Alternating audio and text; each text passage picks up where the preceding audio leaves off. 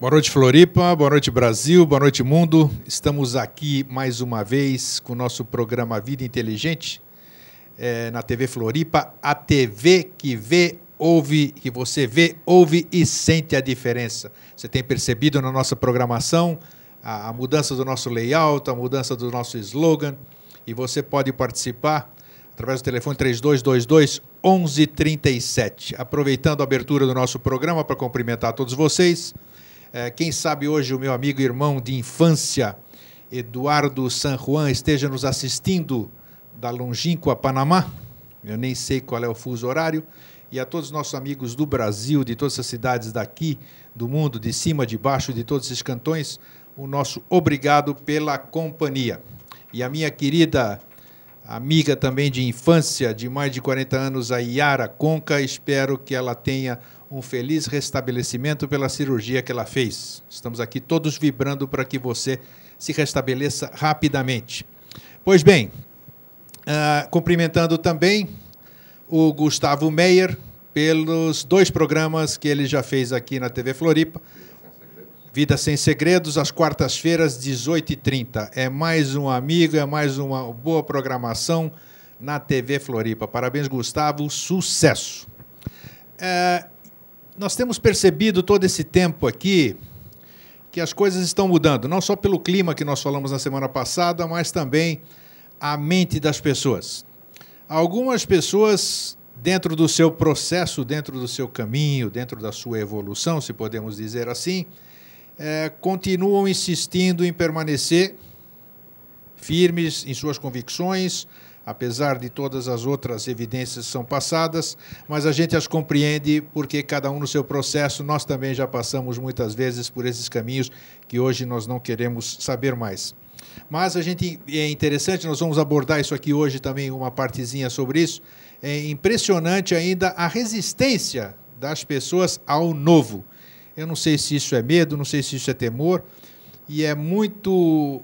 A gente percebe que as pessoas, ao invés de procurar essa libertação que todos falam, esse amor, essa segurança ao invés do medo, elas não, ficam presas ainda ao que vai acontecer em 2012, as coisas que estão vindo em profecias. E eu vivo recebendo e-mails, apesar de não querer mais, eu peço para as pessoas, não me mandem e-mail de profecia, não me mandem e-mail do que esse ou aquele falou, não quero mais saber disso.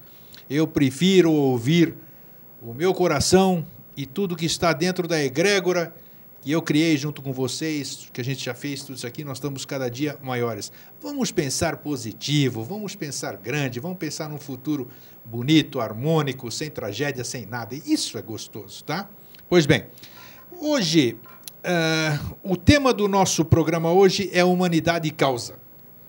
Quando a gente fala assim, humanidade e causa, puxa vida, é meio estranho. Mas eu vou ler um pequeno trechinho hoje que vocês receberam na mala direta para vocês verem sobre o que nós vamos falar.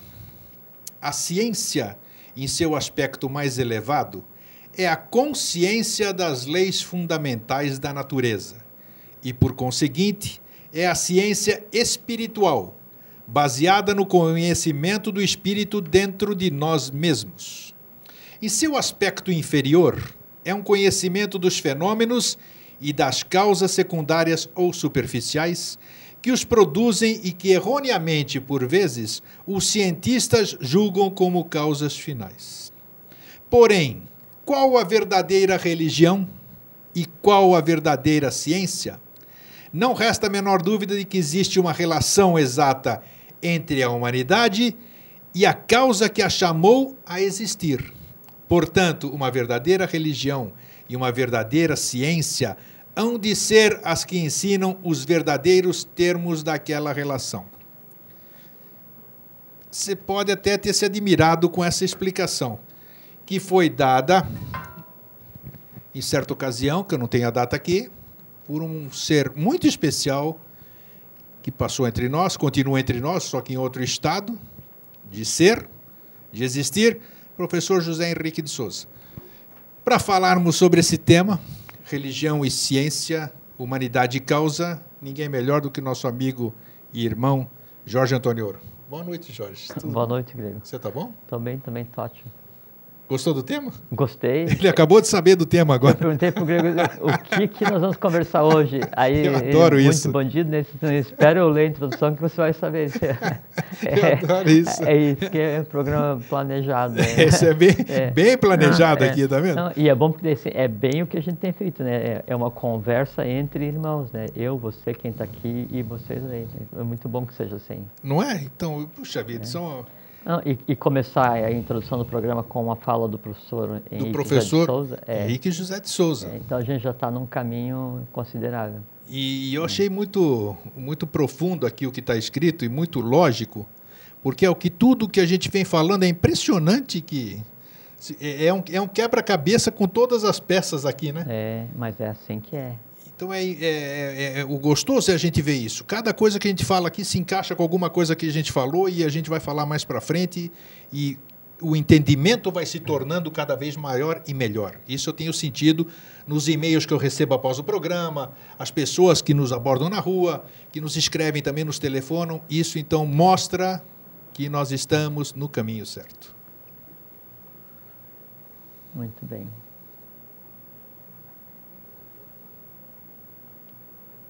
É uma coisa muito interessante. Não é? É, muito interessante.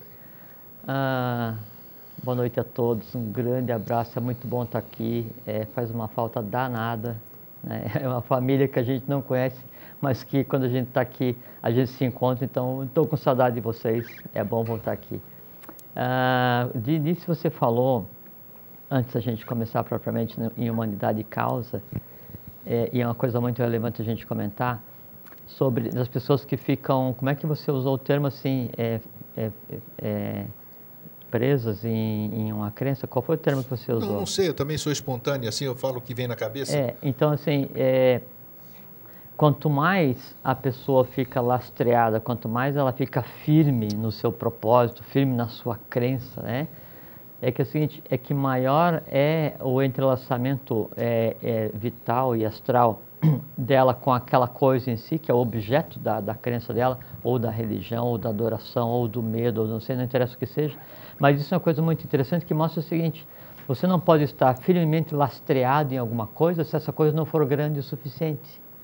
Então, se alguém está muito errado e acredita que aquilo, né, é o correto e não consegue ver sequer uma faceta de incorreção naquele erro gigantesco que qualquer um observa, né? Isso mostra o tamanho do erro que existe. E aquela pessoa em si, ela não tem culpa nenhuma por ela estar arraigada, por ela entrelaçada. Ela é um elemento, né, que está servindo para que parte, uma nuance daquele erro, se exponha para ser transmutado, para ser sublimado, para ser entendido, para ser visto pelos outros. Porque quando o erro se expõe, alguém está dando de si, está dando a sua própria vida para que ele aconteça, para que ele se exiba, para que você veja, né? Para que vocês vejam e para que depois eu mesmo que estou errando veja esse erro e o erro em sendo visto ele se transforme. Então, quanto maior o erro em uma pessoa, maior é o sacrifício dela e maior é o trabalho dela em função e a favor da lei, mesmo sem saber. Porque um erro poderoso nela se expõe, né? E aí, logicamente, você vai criticar. Eu vou criticar, eu vou analisar. Tem várias maneiras de interpretar quando uma pessoa erra, mas a maneira mais correta, e também seguindo um dito do professor Henrique José de Souza, e o professor Henrique ele nunca dizia, né? Ele diz, que quando uma pessoa errar, eu devo dizer, meu Deus errou naquele ser humano, porque o Deus interno daquela criatura é o mesmo que o meu. Deus que está em mim. Não existe dois. Né? Então, se lá está errando, é porque o meu que está nele ainda não está consciente o suficiente, não tem força suficiente, não exerce suficientemente a vontade, amor, sabedoria e atividade para fazer com que aquele erro aprenda, né, na conversa comigo. Quando eu vou errar, quando você vai errar, supondo que você erre, a minha interação com o erro em si faz com que o erro aprenda. Aprenda que ele só pode acontecer caso eu deixe.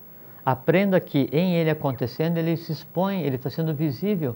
E em ele se expondo, ele sendo visível, tanto faz o erro, o nível, a intensidade ou qual seja, ele jamais vai ser o mesmo, porque no acontecer, se o elemento, se a pessoa que fez com que ele acontecesse, ele adquire a consciência daquela pessoa na qual ele está acontecendo, porque o erro é um elemental como outro qualquer, independente de qual seja ele. Quanto mais firme o propósito, quanto mais convicta a pessoa é naquela crença, naquele erro, naquela coisa que ela quer fazer, insiste em fazer, e não percebe que está no caminho completamente fora da lei, mais intenso é o erro em si, e maior é a necessidade que ele tem de ser visto, ser analisado, ser compreendido e ser sublimado, porque com certeza, qualquer que seja o erro, ele está vinculado à negação do acerto que deu origem a ele. Se o erro é o ódio, obrigatoriamente, qualquer que seja o nível de ódio, se eu odeio a luz fluorescente ou se eu odeio alguém, ele está ligado ao amor, porque a única origem do ódio é amor, a única origem do medo é a coragem, a única origem do escuro é a luz. É tudo a mesma coisa, você falou que é só a graduação, muda né? a graduação, exatamente. Isso. Então a gente tem que ter muita paciência, muita parcimônia, né, e muita cautela quando for analisar os erros dos outros, porque primeiro, aquele erro está usando aquela pessoa para se manifestar, aquilo é de lei, e eu não posso criticar para não aumentar aquele erro, eu tenho que entender e sublimar para que a pessoa que está fazendo com que isso aconteça também sublime, e em sublimando a gente resolve uma coisa ancestral. Isso é causa. Você está chamando a atenção mais uma vez para uma coisa muito importante, que é que nós podemos sublimar o erro do outro, entre aspas, né? Porque se eu melhoro aquilo, se eu faço com que, se eu trabalho o erro, ou então o medo que uma pessoa está trabalhando ou sentindo, vamos dizer, alimentando, sim, eu posso sublimar por ela isso aqui, não posso? Isso é importante a gente focar bem aqui. Porque às vezes a pessoa se sente impotente de modificar alguma coisa. Totalmente, né? Totalmente. Outro dia eu fui subir lá no elevador, lá no edifício onde eu trabalho, e aí tinha uma senhora esperando para subir com alguém porque ela tinha... Tinha fobia, claustrofobia. Não, tinha medo. Esses termos eu não gosto de usar. Nem... Sim. Tem outra coisa que chamam de síndrome, né? Isso. Então, uma síndrome qualquer, na verdade, é só um conjunto de medos semelhantes com outras pessoas, e daí quem vai analisar estabelece um padrão e medica para não entender o que acontece. Eu comecei a conversar com ela, eu parei no 7, né? Eu ia parar no 7 e ela ia no 10º, eu fui passear no 10º com ela. Aí, para ver o porquê que ela tinha aquilo, tentando argumentar, ver que não tinha lógica, né? Naquele tipo de procedimento. Mas daí dá para ver o quanto aquele medo estava entranhado nela, porque assim, daí a pupila estava dilatada, estava suando, uma coisa assim, como se você estivesse assim, frente a frente com a morte, né? Supondo que alguém tenha medo de morrer. Então, essa pessoa está frente a frente com a morte, uma coisa tão simples quanto andar no elevador. E aí, vendo o que estava na cabeça dela, é maneira de falar, né? Sim. Era uma coisa, assim, considerável, né? O que acontece? Nesse momento, você tem que... Não adianta você pegar e tentar arrancar, né, desentranhar esse medo que está nessa pessoa, porque ele está entranhado vitalmente. Porque para ele acontecer assim, em um momento assim de choque, eu entro no elevador e entro em pânico, ou fico com medo, é porque está entranhado vitalmente, astralmente, em todo o sistema glandular, a ponto de alterar a produção de hormônios, o que alterar a temperatura orgânica, atrapalhar a visão. Se você retira esse medo, supondo que você pudesse chegar e arrancar esse medo da pessoa, você arrancaria o medo, mas arrancaria junto parte da rede vital, causava a morte da pessoa. Eu acredito nisso. Entende? Isso é um processo físico, né? Então, você não pode... porque é uma coisa que, assim, um medo, ou uma lança, ou uma espada, uma lâmina qualquer que esteja encravada em um ser humano, o processo é exatamente o mesmo. Houve uma coisa que o professor Henrique chama de movimento retenção, que houve um rompimento na proteção, aquilo ficou incrustado no ser humano, né? Então, você tem que ter parcimônia, tem que ter cautela para tirar aquilo. A primeira coisa que tem que fazer é entender o que está acontecendo e não olhar a pessoa com medo. Você tem que olhar o medo da pessoa. Isso, olha que isso é muito importante. Aí você não vê aquela... Não a pessoa com medo, mas o medo que está naquela pessoa. E da mesma forma, não a pessoa apaixonada, mas a paixão que está na pessoa, não a pessoa que está com ódio, mas o ódio que está na pessoa, porque daí você não olha o ser humano que está sob efeito daquele elemental, daquele conglomerado, né, antiquíssimo, né, agindo aí, se alimentando ali. Você, como não está olhando para a pessoa, você não vai julgar a pessoa. Pô, mas medo de elevador. Então, você não vai julgar por nada. Daí você vai pelo caminho da neutralidade. E você olha... E é uma forma de enganar o hemisfério esquerdo. Não tem a menor dúvida. Né? E essa é uma fórmula. E tem a ver com a questão do título de hoje, da causa, a humanidade de causa. Porque daí, quando você olha o elemento causador daquele sintoma no ser humano, você está olhando nos olhos aquilo que está oculto, porque o medo ele não se manifesta, né? Ele faz com que você sinta medo, para você daí, no sentir medo, você tenha a mesma coisa que o prazer pelo medo. Você alimenta o medo, ele fica mais forte, se entrelaça com outro medo. O do elevador se entrelaça com o medo de barata, o medo de barata do elevador se entrelaça com o medo de relâmpago, e daqui a pouco você está com a síndrome da barata relâmpago, né? E começa a tomar remédio, você começa a tomar o mesmo remédio da pessoa que tem síndrome de elevador, da que tem síndrome de avião. Então, essa aqui vai até o 10º andar tem medo, quem está de avião está a 10 mil metros, né? Também tem medo, então o remédio que eu dou para as duas é o mesmo. Então começa a botar as pessoas nos mesmos quadrados, nos mesmos balaios, só que é o seguinte, se eu tenho medo de elevador, e você tem medo de avião, e alguém chega e fala assim para mim, você tem medo de elevador? Qual é o andar que você vai? No 10, você tem medo? Tem. Então assim, você está com síndrome de medo de avião, toma esse remédio. Eu acabei de também aceitar que eu tenho medo de avião. Daí o teu medo com quem eu nunca conversei, você com quem eu nunca conversei, passa a ser meu também. Começa a haver o entrelaçamento de astral dos elementos de cada um, né? E se cria uma massa, né, vital, inteligente do ponto de vista instintivo, que tende a fazer com que todo mundo tenha medo de alguma coisa. E ela se alimenta e a humanidade daí passa a alimentar essa coisa em si e ela se transforma na causa da própria existência humana. Uma pergunta, já que nós estamos ainda então, naquele prólogo, né? Sim, mas já abordando já o assunto. Sim. Mas aí então, você tem, quando a pessoa sente medo, você olhe, né, e veja o que está causando aquele medo. Independente se é no elevador, ou se você está viajando no avião e a pessoa tomou um remédio para dormir, ou está com medo, ou se a pessoa está com medo de atravessar a rua, ou se a pessoa tem medo de cachorro, não interessa o que seja. Você veja o que faz com que aquilo aconteça naquele ser humano, porque aquilo que está escondido é um medo, e esse medo está entrelaçado a outro, e esse conjunto de medos, né, é o que me levou a existir, porque ele é o gerador do karma humano. Então, o medo que aquela pessoa tinha de elevador é uma das razões que me levou a existir, simplesmente isso. Olha que interessante. Sem dúvida, porque não existe um medo desentrelaçado no astral, não existe um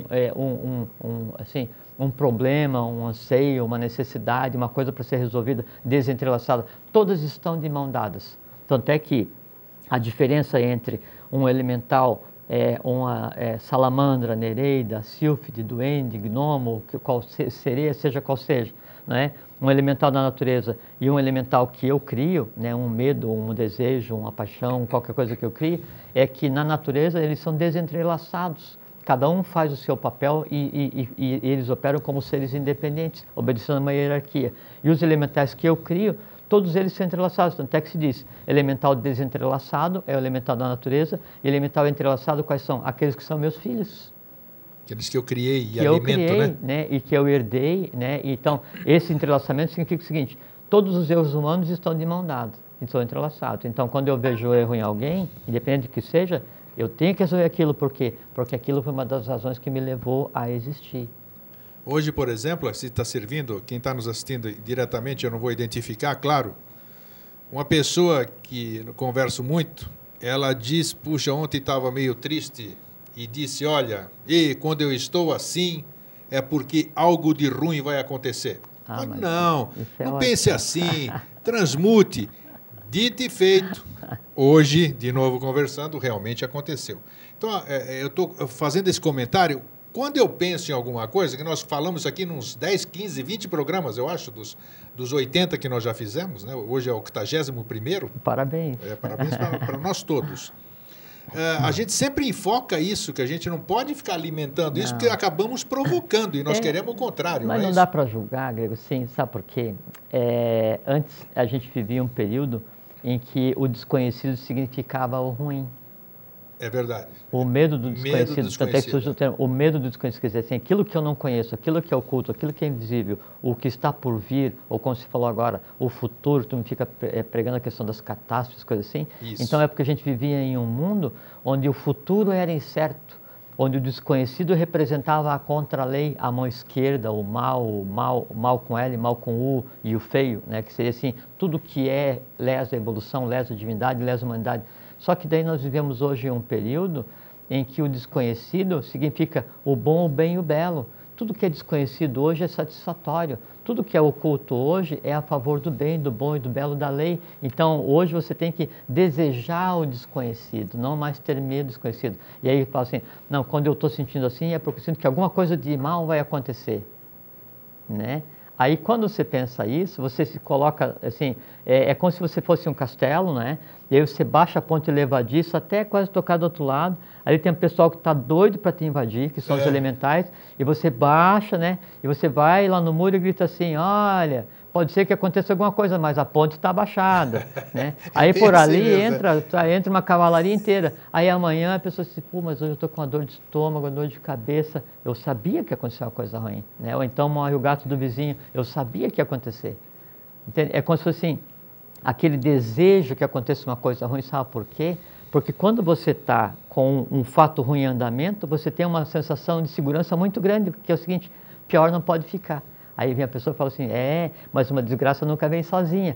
Aí a pessoa fala assim, não, é realmente isso, então estou esperando a próxima desgraça. Aí quando acontece um monte de desgraça, a pessoa está sofrendo, quer dizer, alimentando os medos ancestrais, quer dizer assim, ela está se dando em função da sua própria ignorância, né? Mas ela está numa situação de tranquilidade porque ela fala o seguinte, pior não pode ficar. Se pior não pode ficar, eu estou de boa, como se fala, eu estou bem. Sim. Isso o que é? É o medo de ficar feliz. É o medo de confrontar a realidade. Porque se está ruim, se está completamente transtornado, se tudo está errado, eu tenho uma certeza, não vai ficar mais errado. Então eu não tenho medo do desconhecido. Porque o que leva a pessoa a ter medo, né, e torcer para que aconteça uma coisa ruim, ou se acontece uma coisa ruim, já que aconteça mais outra, é exatamente o medo desconhecido, porque o errado visível, ou o mal visível, né, para a maior parte das pessoas, ele é muito mais prazeroso e muito mais administrável do que o mal invisível, porque eu fico imaginando assim, claro. O que será que pode acontecer? Bom, se já morreu o gato vizinho, então tudo bem, quer dizer, é um mal que eu consigo olhar e consigo assimilar. Mas o erro, né, o erro de interpretação nesse caso está exatamente nesse ponto, que o invisível, né, o desconhecido, o insólido, o porvir, né, ele já representa o futuro, né, já representa o bem, o bom e o belo. Então, não há por que ter medo do invisível, não há por que ter medo do desconhecido, não há por que ter medo do futuro, né, para que você não sinta prazer em sofrer, prazer em ter dor e prazer em achar que o mundo inteiro está errado. Não está. Olha, eu acho que nós fizemos um prólogo sensacional e nada que a gente fala aqui é por acaso. É porque é a lei da causalidade, não existe acaso. Exatamente. O tema do nosso programa hoje é Humanidade e Causa, e eu quero reler aqui, porque está batendo forte na minha cabeça, reler um trecho aqui, que diz qual a verdadeira religião e a verdadeira ciência. Não resta a menor dúvida de que existe uma relação exata entre a humanidade e a causa que a chamou a existir. Portanto, uma verdadeira religião e uma verdadeira ciência hão de ser as que ensinam os verdadeiros termos daquela relação. Isso é profundo, não é, Jorge?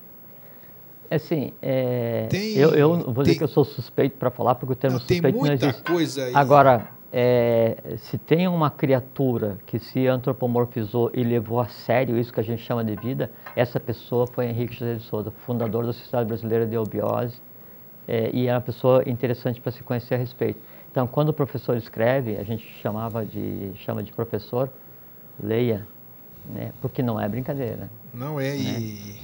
E veja assim, uma coisa que é muito interessante a gente ver no que tudo que ele escreve é atemporal, né? É atemporal. É porque ele escrevia no sempre, né? Exatamente, isso que é interessante. A matéria que Henrique José de Souza usou para escrever, ele lançou mão de uma matéria de futuro e ele escreveu baseado no sempre. É diferente de um escrito acadêmico, que ele escreve baseado no que existe lastreado hoje, no presente, ou então se escreve sobre um passado conhecido, né? Aí ele lançou mão de uma mecânica mental diferenciada e escreveu sobre o sempre, usando matéria mental do sempre. Não existe referencial para isso, né? Bom, a causa que levou a humanidade a existir. Né? That's the question. Primeiro assim, é uma coisa fantástica, né? Assim, até as coisas mais simples, né? Elas são absolutamente, lindamente complexas, né, do ponto de vista evolucional. Por exemplo, assim, então nós temos o nosso astral, né? Eu tenho, você tem, todos aqui têm, vocês também têm, obrigatoriamente, aceitando ou não essa classificação de físico vital, astral, mente concretamente abstrata, Buddha-Atman, que não tem equivalente em português, que é a composição centenária do homem. Vocês podem aceitar ou não, mas todo mundo é feito assim. O fato de a gente aceitar ou não muda a verdade, né? A realidade é uma só. No ciclo planetário anterior, veja como é que a coisa é absolutamente fantástica, né? A coisa absolutamente fantástica. No ciclo planetário anterior, então, que foi o ciclo lunar, então a evolução foi interrompida. Das 7 linhas que evoluíam no ciclo lunar, da mesma forma como existem 7 linhas evoluindo, linhas do Pramanta evoluindo hoje na humanidade, então 3 conseguiram atingir o nível evolucional adequado que cabia à ronda planetária que se fala, né? E aí houve um problema de queda na cadeia anterior, que depois se refletiu na queda da Lemúria, na questão da separação dos sexos, e tem reflexo até hoje na nossa humanidade. 4 dessas hierarquias lunares, né, e a Lua era um planeta, não é um satélite, ela está ainda porque ela não terminou o seu período evolucional, e quando houver o resgate do karma da cadeia anterior, o satélite deixa de existir. A gente não tem mais a Lua, né, e não tem mais influência astral na Terra. 4 dessas hierarquias, elas fazem uma coisa que é chamada de transbordo. Então, elas transbordam para a evolução, para a cadeia seguinte, sem estarem prontas. E aí, o lugar onde elas foram inseridas foi o seguinte: as 4 camadas mais baixas do astral humano. Veja como é que é interessante. Toda uma linha evolucional, né, do sistema planetário que antecedeu o sistema planetário terrestre, né, ela vem e ela fica como se, não é aprisionada, mas ela fica sendo 1,49 avos, porque nós temos 7 partes, cada uma dividida em 7. Então, toda uma linha evolucional passa a ser 1,49 da minha formação, da tua, de cada um de vocês. Vejam a capacidade de geração que está em cada um de nós. Quando eu vou e tenho um pensamento, uma emoção muito densa no astral, ou um medo, alguma coisa assim, ou crio o alimento, é exatamente a mesma coisa do que na cadeia anterior, quando 2 seres geravam um terceiro. Antes precisava daí de seres, de criar um igual no seu plano. Só que o plano, um dos planos de evolução anterior, ele faz parte, é um dos planos do meu astral. E quando eu tenho um pensamento que não devia, né, quando eu tenho um medo, uma emoção, uma ansiedade e tal, quer dizer, uma coisa que eu não sublimo, eu vou e crio um ser vivo, como se fosse um ser de da cadeia anterior. Então, uma das razões da humanidade existir, da causa da humanidade existir, é terminar a evolução da cadeia anterior, porque 4 linhas de evolução da cadeia anterior são 4 linhas, né, 4 partes do astral de cada um de nós. Então, quanto mais eu pacificar o meu astral, quanto mais sublimado forem as minhas emoções, quanto mais compreensão eu tiver sobre o processo da vida, quanto mais fraterno for a minha relação com o visível e com o invisível, eu estou resolvendo aquela parte em mim que eu não consigo ver e que é a cadeia anterior, é o resgate da cadeia anterior em cada ser humano. Foi o que nós falamos no programa passado. A compreensão do passado faz parte da compreensão do passado. Essa é a compreensão do passado, só que daí hoje a gente está explicando o que é essa compreensão do passado e como que o passado transbordou. Coincidência, né? E como o passado transborda para o gênero humano atual e qual é a nossa responsabilidade. Então, assim, um pensamento que eu tenha, por mais oculto que seja, veja como é interessante. Ele é exatamente igual à geração de um ser na cadeia anterior. Só que daí esse poder me foi dado hoje. E o que a gente faz? A gente pensa, deseja, ama, odeia, tem... criando, em vez de resolver a cadeia anterior, a gente vai criando centenas e centenas de milhares de... Ignorância. No sentido de avidya, né? Que é a ignorância, que Exatamente. É desconhecer o processo. Desconhecer o processo. Antes vocês podiam fazer, porque como a gente, quando não se conhece... Ninguém falava o que se fala hoje. Exatamente. A lei não cobra quando você faz por desconhecer, baseado na avidya, que é a ignorância de alguma coisa. Agora, quando eu te digo, se você mover esse copo, significa que você está prejudicando um conglomerado de elementais que são seres da cadeia anterior e que dependem de você para evoluir, e você vai conscientemente move esse copo, muito bem, dura lex sed lex, aí é teu problema. Então, quando a gente conversa sobre assuntos que antes não eram conversados, quando a gente traz para a vista de vocês, para a vista de cada um de nós, assuntos que antes eram invisíveis porque não tinham sido verbalizados, a responsabilidade de cada um de vocês e nossa, né, na evolução adequada do gênero humano, no cumprir a causa que leva a humanidade, né, a existir, ela é total. Porque não pode dizer assim, eu fiz porque eu desconhecia. Não, você conhece. Eu fiz porque eu não sabia. Não, você sabe. Eu fiz porque não sabia como fazer. Sabe como fazer, então faça correto. Então, a causa, uma das causas que leva a humanidade a existir é exatamente isso. É resgatar partes inteiras do plano astral, né, que eram, assim como hoje a gente tem essa cadeira, esse microfone, você, a gente tem massa física, o corpo físico dos seres da cadeia anterior, né, é o que é o nosso astral hoje. Então a gente está parindo fisicamente da mesma forma que eles pariam antes, só que hoje eu estou parindo feito um desatinado, que assim, eu tenho medo, não sei o que, e vivifico os medos e crio outros, e entrelaço, e é esse conglomerado do ciclo evolucional passado, que devia aprender comigo, que devia ser sublimado para liberar esse planeta, né, do seu sacrifício, né? Eu, na verdade, eu não sublimo, não entendo, né? Não compartilho a consciência, não imprimo um ritmo diferente, não vitalizo essa parte do astral, eu pulverizo, quer dizer, eu crio mais e mais e mais, e se entrelaço a tal ponto em que o cavalo passa a mandar no cocheiro.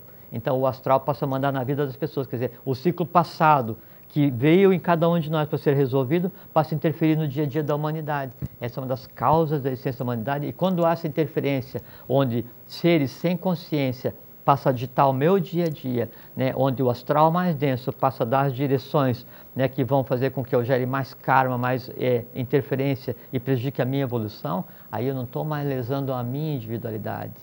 Né? Não é mais lesa a evolução própria, é lesa a humanidade. E se eu faço lesa a humanidade como um todo, eu faço lesa a divindade. Por isso que as pessoas falam assim, vai acontecer uma guerra nuclear com não sei o quê, agora em 2012, e alguém vai apertar o botão e vai acabar com o gênero humano. Impossível.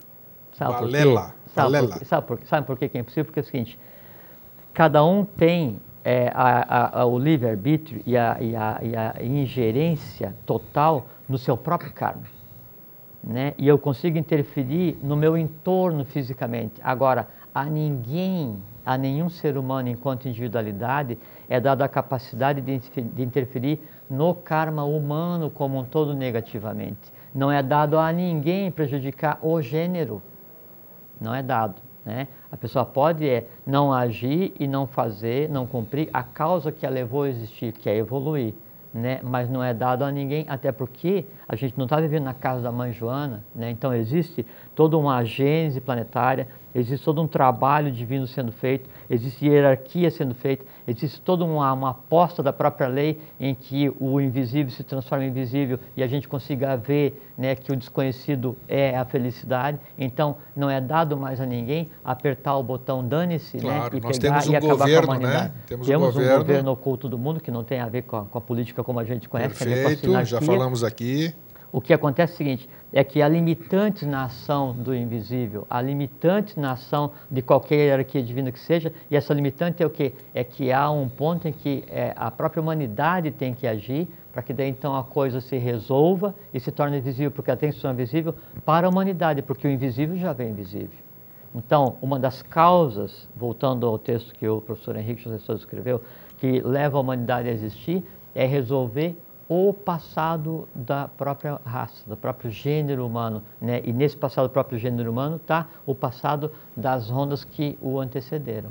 Então, em cada um dos níveis dos pensamentos que eu tenho, em cada um dos níveis do conhecimento acadêmico que eu adquiro, em cada um dos níveis do amor que exteriorizo, desde a paixão mais absurda, né, até o amor universal mais elevado, está o quê? Está a chave e está a esperança de todo um conglomerado de seres que já não tem mais o poder de agir na última fase mais densa da evolução, que é o plano físico. E nós temos.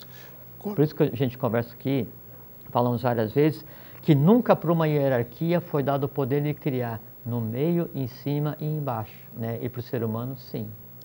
Então, aí sim, você tocou onde eu queria no meu gancho. Em se considerando isso tudo que nós estamos falando, alguém estaria perguntando, puxa, então se nós somos privilegiados, estamos semeando o futuro, estamos resgatando o passado, resgatando até não é um termo apropriado, compreendendo o passado e transmutando-os, dando consciência ao passado. Perfeito, sublimando e tudo que você... Então, o porquê dessa situação toda, a gente pensando dessa forma que nós iniciamos, falamos assim, isso aí o que é? Faz parte do processo, isso está aflorando para ser sublimado, ou a humanidade ainda continua que também já entra uma questão aqui que nós não abordamos ainda, que é a questão da religiosidade. Vamos Que eu conversar gostaria agora. que a gente esclarecesse Vamos o que conversar. é a verdadeira religião, né? Que é diferente de tudo. Importantíssimo. Vamos conversar, está na fila. Então, isso sim, já entra. Então, o que seria esse comportamento que nós estamos falando hoje? Uma coisa normal, porque ao mesmo tempo, se ele for normal, e se ele está aí para ser sublimado e trabalhado, é muito importante que tenhamos consciência disso, para que a gente não perca tempo, vamos dizer, ou a gente atrase o futuro. Eu não sei se eu estou me expressando nas palavras adequadas. Não, está certo. Então, por favor. É muito simples. Você imagine se daí no mundo só existisse só eu, você e mais você que está nos assistindo, em 3 ou 4 pessoas, né? E a humanidade já tivesse vindo do ciclo que ela veio, não é?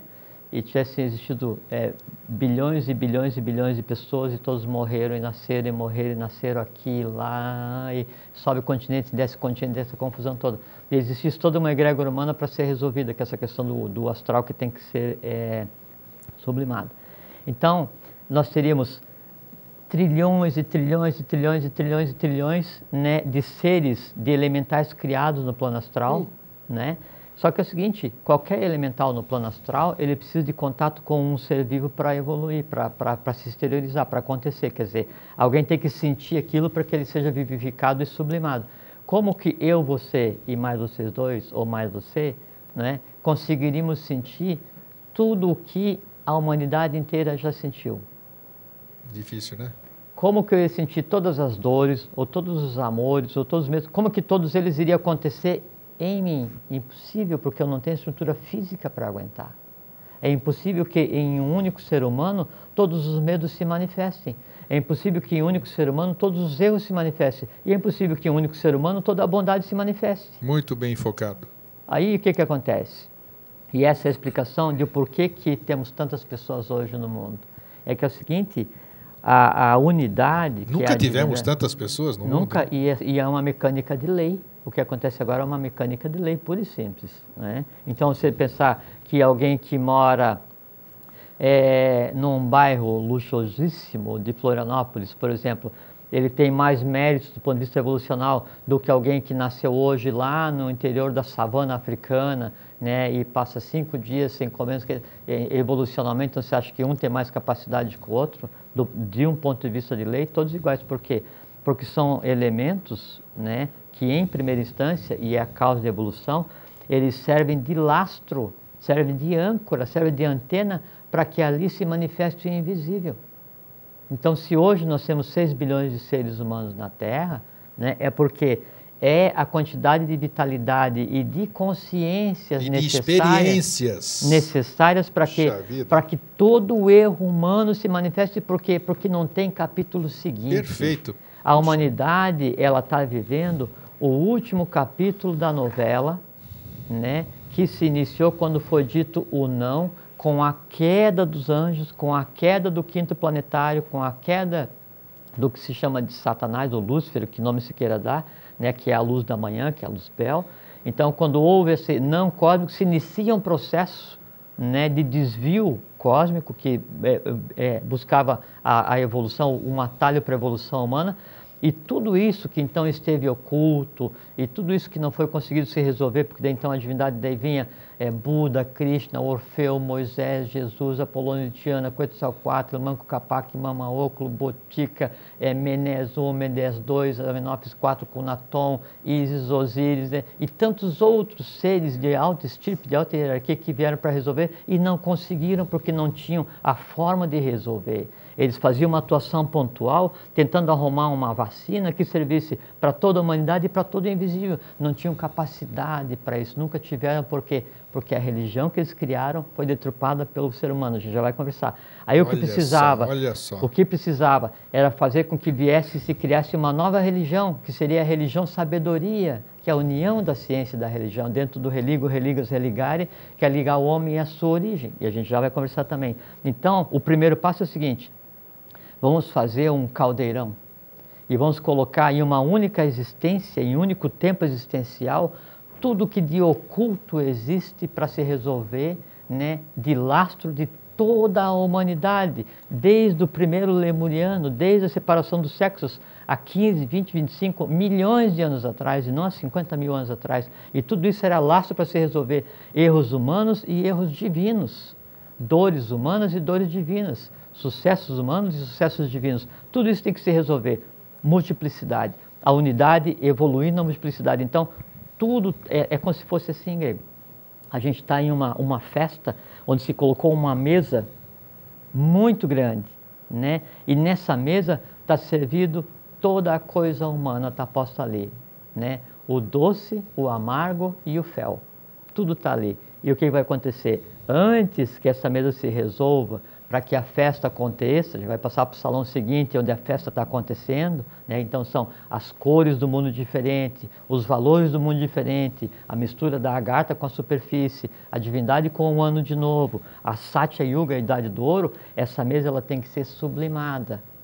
E para sublimar uma mesa gigantesca, que são todas as dores humanas, eu preciso ter o quê? A quantidade adequada de seres humanos. Sem sombra de Então, dúvida. não existe um ser humano hoje, em qualquer lugar, por mais recôndito que seja, está lá no Himalaia, está lá no Tibete, está na savana africana, Que está no tem interior da menor grau Amazônia. de importância, né? Exatamente igual, porque nele está a esperança de toda a ancestralidade do gênero. Cada um está experienciando o que é necessário ser experienciado. Nele está a esperança da ancestralidade do gênero. Então, se tem uma tribo que até agora não foi descoberta no interior do Amazonas, não tem a menor importância, ela está fazendo o seu papel adequadamente. No momento certo, há a miscigenação. Aí então se movem as experiências, né, e se faz o que a lei fez no Brasil, botar o mundo inteiro em um único lugar. Entende? Então, esse é o processo. Então, essa é a causa da evolução, essa é a necessidade para que a humanidade exista agora, evoluir, fazer com que a matéria, que é o meu corpo físico, evolua, fazer com que a matéria, que é o meu corpo astral, evolua, porque nela está todo o laço do cadeia anterior, fazer com que a matéria do meu corpo mental, né, evolua, porque nela está todo o laço da cadeia que antecedeu a cadeia lunar, fazer com que o próprio princípio divino, Atman, Buddha e Manas, né, que está em mim, evolua e adquira consciência humana, porque daí eu dou consciência divina para a matéria. O átomo que te compõe, que me compõe, compõe qualquer pessoa, ou essa cadeira aqui, ele vai adquirir uma consciência, né, divina, uma consciência cósmica, em um processo de choque evolucional que jamais aconteceu. Essa é a razão da existência humana. Maravilha. É simples, Maravilha. né? Simples e bonito. Não, é poesia pura, né? Poesia não, falou tudo. A lei, quando a lei se Poesia manifesta e a gente compreende o processo da lei, ele não é subatômico, né? Ele é infraatômico, né? Quando a gente o a gente olha para a lei olha de volta para você, é a poesia, como o Blavatsky chamava, que é a voz do silêncio, né? E a voz do silêncio ela é poesia pura, porque não há o que ser dito. Você olha para o conhecimento, não há o que aprender, porque o conhecimento é você. Não há lugar para ir, porque você é o próprio lugar. Não há futuro, porque o futuro tem você, e o futuro humano depende de você. Não há passado para lembrar, porque todo passado tem que ser lembrado para ser resolvido, está em você. O que é? Existe agora, é o presente, e quando a gente junta um passado aqui, um futuro aqui, e um presente consciente, nós temos o sempre. Sempre. Oh, maravilhoso. Nós vivemos maravilhoso. E realmente agora, enquanto ele está falando aqui, eu vou... Ele fala que ele fica olhando as coisas, né? Aí eu começo a olhar as coisas realmente, porque quando a gente vê uma criança, vamos dizer, que a gente se comove muito lá na Somália, na Etiópia, está me vindo aqui que aquele ser está representando você, ele está sublimando você e toda a humanidade. E a mesma coisa, cada um no seu... E a mídia usa muito isso, porque a mídia é ignorante no sentido de avidia. A mídia ela é ignorante intencional. Intencional, claro. Então, quando você olha uma criança, né, lá na África ou em qualquer outro lugar, ou no Iraque, em outro lugar qualquer que seja, você olha as dores daquele ser humano, daí assim, que mérito ser humano, porque você teve força suficiente para nascer aí que talvez eu não tivesse. Com certeza, é isso. Primeira coisa. E depois por você aquilo lá. Sem dúvida. Pela humanidade. Pelo gênero humano. E depois você olha para aquela criatura e fala assim, eu estou vendo, não o teu sofrimento, eu estou vendo o que te faz sofrer, ser humano.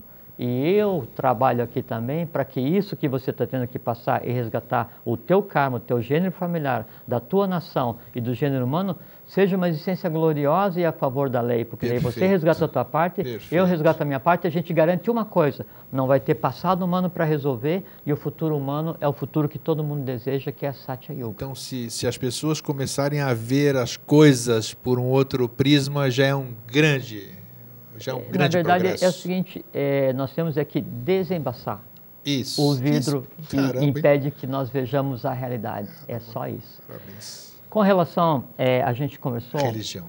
Então, assim, e sempre, em vários momentos humanos, né?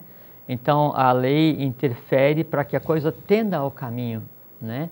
Só que sempre houve uma limitante, porque o que existe no meu astral, no teu, em todos nós, é exatamente a falha do processo divino da cadeia anterior. Então, tem muita coisa para resolver. E a divindade, independente de qual seja ela não geometriza, ela se limita na ação no plano físico. Então, o que faz? Manda uma criatura antropomorfizada. Aí nasceu Akhenaton, Amel-X4 Akhenaton, Osíris, Ísis, Quetzalcoatl, Manco Cápac, Mamaoco, Botica, né, o Menés, Apolônio de Tiana, o Joshua Ben Pandiro, Jesus da Igreja, Buda, Krishna, Orfeu, toda uma miríade de seres, né, em maior ou menor estirpe, né, em maior ou menor grau de consciência, Cagliostro, São Germano, né, e todos esses seres, Aí ele vinha com uma capacidade, e todos eles vêm despreparados. Você pega o Joshua Ben Pandira, ele teve que ser treinado, né, preparado para o trabalho dele, né, no deserto da Líbia, né, e andou daí no Egito. Então, todos eles vêm despreparados para conviver com o humano, havia uma limitante. Aí vem, faz alguma coisa, dá um conhecimento da lei, e Krishna diz, né, do Bhagavad Gita, toda vez, ó Lanu, que Dharma declina, né, e a Dharma se levanta, eu me manifesto, né, para a preservação da lei, e daí segue, né. Significa o seguinte, quando a coisa fica muito bagunçada, a lei, né, a divindade, ela tenta um impulso, um influxo, né, e vem alguém em um país, em uma região do globo, né, e aí dá os caminhos da lei.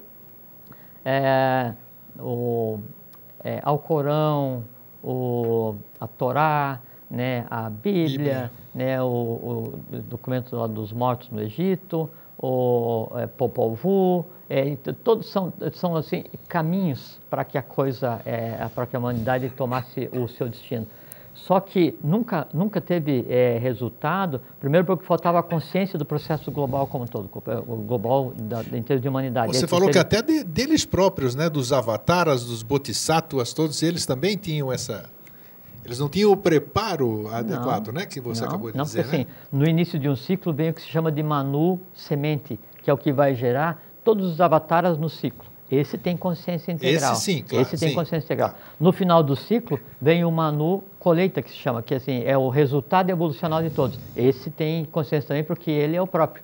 E esse que nasce no início do ciclo, então, você narra essa área, 1 milhão de anos até agora, né? e que nasceu agora, em 1883, então ele tem consciência e ele é chamado de Bijan dos avataras, semente dos avataras, porque dali, então, derivam todos eles. Esse tem consciência. Os demais, os do meio, eles têm que adquirir consciência para fazer o trabalho que eles vieram para fazer. Maitreya, vem com consciência ou não? Vem com consciência porque o Bijan dos avataras se funde nele. Porque ele fecha o ciclo, né? Consciência integral e Maitreya, o Maitri é Senhor dos Três Mundos. Dos Três Mundos, exatamente. Isso. O que está em cima, o que está no meio e o que está embaixo. E aí, então, quando um desses seres vem e aí ele dá um conhecimento de lei, de determinado tempo, e se retira do cenário humano, né? Passa pelo fenômeno que chama de morte, ele se retira do cenário humano. O entorno, na ânsia, ou na boa vontade, ou na tentativa de pegar e espargir aquele conhecimento para o gênero humano, cria uma estrutura, né? E que depois deriva para uma religião. A religião, todas as religiões, né? Elas são a interpretação da interpretação da interpretação da interpretação da interpretação de algo que pode ser que alguém não tivesse compreendido. Dos que seguiam Joshua Ben Pandira, sabia o que acontecia.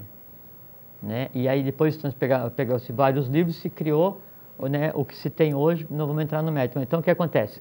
E que estão discutindo até hoje, 2000 e tantos anos depois. Não, e uma simbologia incorreta, né? Sem que dúvida. É a preservação do símbolo da dor, né? Mas, sim. Né? Aí então, esses seres vêm e desaparecem do cenário humano e se cria uma estrutura de poder, né?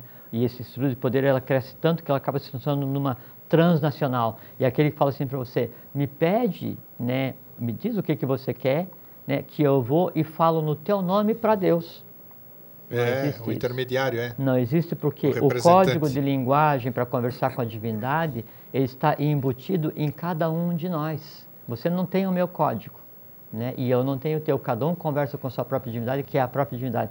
Quando se cria isso, né? Aí então o que acontece? A humanidade se joga na rede, se joga nas cordas e fica esperando que alguém ou alguma coisa, uma estrutura religiosa, uma instituição qualquer, fale em meu nome para alguém. Eu vou errar, não sei o que, então é o que chama de pecado, né, que na verdade não existe, né? E aí depois, não, eu vou lá, então agora me redimo, dá um jeitinho, tô né? salvo. E aí faz lá a cerimônia do beijamão e tal, e aí alguém vai e fala, não, dá um jeito lá no Jorge, ele que era um cara legal, ele não fez muita coisa errada, ou fez um pouquinho, mas dá uns 20 dias para ele, daqui a um mês ele volta, a gente renova aí o alvará dele para ele continuar existindo numa boa, e quando ele morrer, você dá um terreno para ele num lugar bem bom, né, e ele vai ficar um tempo e depois vai renascer em luz, em glória. Dá licença. Isso aí. É um negócio que foge completamente à lógica, e se tem uma coisa que existe e que é a mecânica da lei, que a lei prima pela existência, é a lógica. A lei é lógica, a divindade é lógica, a evolução é lógica. Se alguém te coloca alguma coisa que é ilógica, pode esquecer, não é verdade, não existe, entende? Então, qual é que é a verdadeira religião? Então existe a vontade, a sabedoria e a atividade. Isto. Né? Bem Só que a lembrado. sabedoria, ela está dividida, né, em amor-sabedoria. Então é como se fosse ciência e religião em uma única coisa. Então você tem que ter vontade, tem que saber onde aplicar essa vontade e tem que ter a atividade, para daí então você criar, e aí você cria em cima, no meio, embaixo, conscientemente. Então qual que é a verdadeira religião? A verdadeira religião é a religião que une o homem à divindade. Mas aí qual divindade?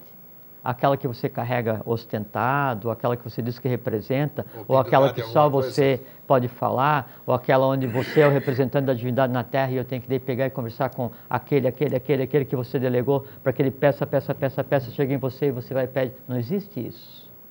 Então a verdadeira religião é a religião sabedoria. E religião vem de religo, religas, religare, que é fazer o quê? Ligar o homem, né, à sua própria divindade. E onde está a divindade de cada um? Dentro de cada um. Obviamente, onde podia estar, em lugar nenhum mais.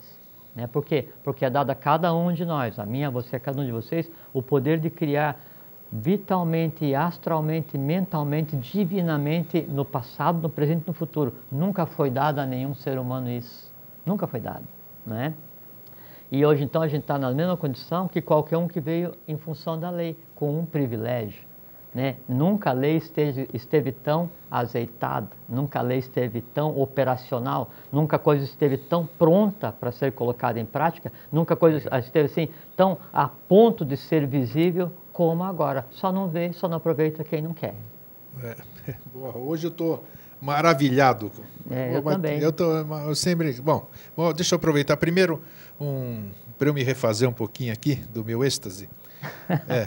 O Eduardo do João Paulo, ele pede para que a gente estude reprises do Vida Inteligente. Nós já estamos pensando nisso. Nós só não estabelecemos ainda, estamos estudando para ver que dia e horários são mais apropriados para os que não assistem Vida Inteligente possam fazê-lo.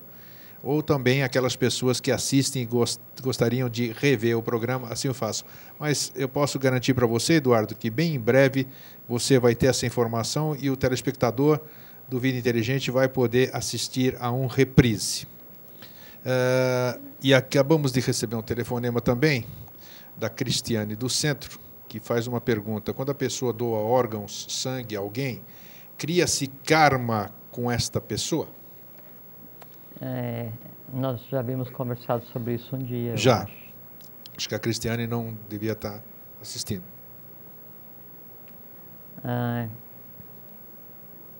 Então, eu vou responder por uma analogia, tá, Cristiane? Eu sei o que é que você quer saber com isso, mas devo te responder por uma analogia. Então, o primeiro reino que existiu na evolução de toda essa ronda planetária foi o reino mineral. Depois do reino mineral, aí existiu a segunda ronda, né, que foi o reino vegetal, onde então daí teve o Buda do reino vegetal, que é Magos Imune, e ficou o resíduo da evolução do reino vegetal, que é o que a gente conhece hoje como os vegetais. Depois veio o reino animal, né? Então veio o primeiro Agnes Imune, que é o Buda do reino mineral, Magos Imune, que é o Buda do reino vegetal, Tursi Imune, que é o reino do Buda animal, e Rabi Imune, que é o Buda que está sendo feito no reino hominal. E depois vem o reino angelical, mais 2. Então, a gente teve o mineral, né? Depois o vegetal, o animal e o hominal. Para que um vegetal ele tenha a consciência que o meu organismo tem, a minha célula tem, o meu pensamento tem, ele vai ter que evoluir do reino vegetal para passar para o reino animal, para depois encarnar no reino hominal, para depois ir para frente. Se eu chego e pego um vegetal e eu me alimento, e veja que artifício maravilhoso, a própria alimentação do ser humano, né? Ela, na verdade, é um saque contra o futuro, porque você pega o mineral, o animal, né, e o vegetal e mistura evolucionalmente com você. Você dá para aquela célula, para aquele átomo, né, que encarnou, que existe no reino vegetal, por exemplo, e quando você come, é uma mistura porque ele se choca com a tua realidade evolucional, porque o átomo que antes fazia parte de um pé de alface, né, ele vai se dissolver, vai se transformar em energia, né, e vai alimentar a tua célula e vai ficar estacionado dentro do teu cérebro. Entende esse choque evolucional que aconteceu? A mesma coisa, a mesma analogia você pode usar, e aí você responde para você mesmo, dentro daquilo que você deseja saber, né, o que acontece quando daí eu misturo uma parte de mim mesmo com um outro ser que veio de um outro caminho, né, e como que isso então vai gerar derivadas, tanto do ponto de vista evolucional quanto do ponto de vista kármico. E lembra também que a gente conversou um tempo atrás aqui, que antes de haver separação sexual, isso é em meados da raça lemuriana, então eu gerava um ser de mim mesmo. Então depois de 100 mil anos, eu tinha uma evolução pequena, por quê? Porque eu originava o próximo de mim mesmo. Minhas falhas se resolviam só em mim, meus acertos se resolviam só em mim. Quando há separação sexual, há a criação de 2 hierarquias para daí criar um terceiro. Então, quando junta Agnisvata com Barishad, masculino com feminino, vem 2 histórias cósmicas diferentes, se mistura todo um ramo racial e gera um terceiro. Ele é a síntese evolucional de 2 hierarquias. E esse, então, vem e se mistura com o terceiro, e é a síntese evolucional. Então, a humanidade, ela tem dado salto evolucional diariamente, né, de uma forma que jamais existiu e jamais vai existir, porque a gente vai voltar novamente a gerar o próximo de si mesmo. Então, isso responde a tua pergunta de certeza. Você não responde. Bom, voltando à questão da religião, então a verdadeira religião é a religião sabedoria, é aquela religião que faz com que eu me ligue a mim mesmo, né? A humanidade se liga à divindade primeiro em mim, depois na humanidade como um todo. Em eu praticando essa religião sabedoria, eu compreendo o humano, compreendo o divino, compreendo o visível, compreendo o invisível, compreendo os elementais entrelaçados, compreendo os elementais entrelaçados, compreendo o que está por vir, o porvir, compreendo o passado, compreendo sempre porque todo esse conglomerado de consciências, né, eles tendem a se projetar através do conhecimento. E a religião sabedoria é o conhecimento de si mesmo. Puxa vida, o que vocês querem mais? Bom, estamos quase em cima da hora. Queria mandar um abraço lá para o Seleme, lá em Brasília, para outros amigos que estão nos acompanhando hoje. E eu vou dar as considerações finais para o Jorge, mas antes eu gostaria de dizer que hoje, assim como outras vezes, mas eu não tenho o grau de compreensão para eu mesmo entender o que eu vou dizer. Eu não consigo ver a imensidão disso aqui. Hoje foi colocado mais um grande pedaço do mosaico do novo ciclo que nós estamos fazendo há 4 anos aqui, 4 anos e meio já. Não sei porquê, as coisas não acontecem por acaso, é interessante, já falei para vocês como surgem os temas, vocês viram hoje no começo do programa, o Jorge me perguntou sobre o que nós íamos falar. Então as coisas acontecem por trás aqui, vocês veem tudo prontinho, apesar de ser um programa ao vivo, mas ele acontece assim.